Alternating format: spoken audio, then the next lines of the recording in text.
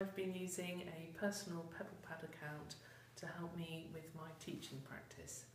I've just come back into teaching and the first time in a secondary school in the last year.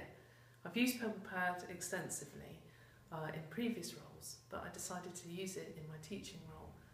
I've been developing templates that I've used to create a scheme of work and lesson plan, and then bringing these together on a weekly basis into a web folio so that I can keep track of all my teaching practice. And so hopefully next year I won't have to do much planning at all, it will all be there. And I'll be able to review those lesson plans and update them and have the latest version in my web folios.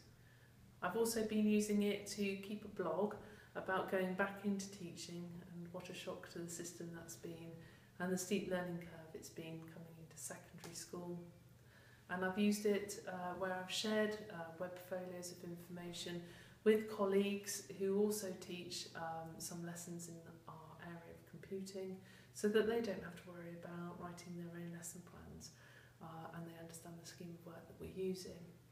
And I've also done web folios for other areas like my tutor group, where I'm compiling all the resources that I'm using with my tutor group in one place, and I've been sharing those with other tutors who also have tutor groups for Year 7, and also developed a workbook for my own self-development. So I use the capabilities part of developing a workbook, and I went through and asked myself questions around teaching and what I thought what makes a good teacher, really.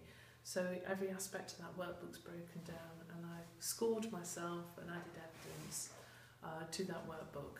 And then at the end of this year, I'll go back in it as part of my own development and review where I'm at on each of those scores.